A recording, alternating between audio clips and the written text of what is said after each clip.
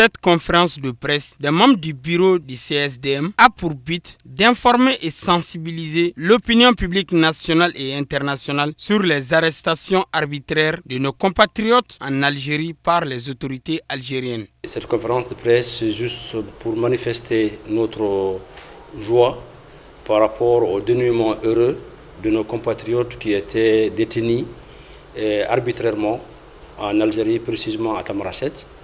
Il y a quelques jours, nous avons eu à lancer un cri de cœur, un appel au président de la République par rapport à leur arrestation arbitraire en Algérie.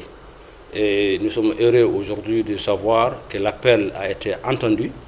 Et tous ceux qui ont été détenus ont été libérés et ils ont le libre choix de rester en Algérie ou de revenir au pays. Et on saisit cette occasion pour remercier les autorités algériennes également. S'il y a un dénouement heureux, certainement que l'appel qu'on a lancé aux autorités et également au président de la République lui-même en personne a été entendu. Il y a eu des relations entre les différentes autorités et c'est ce qui explique aujourd'hui que nos compatriotes sont soulagés là où ils sont libres de rentrer au Mali ou rester en Algérie. Selon le président Mohamed Cherif Aïdara, le Conseil supérieur de la diaspora malienne, CSDM, a pour objectif global de servir et de défendre les intérêts des Maliens de la diaspora en faisant des lobbying liés à l'immigration qui est l'épine dorsale de son activité tant à l'intérieur qu'à l'extérieur du Mali. On est satisfait d'être entendu.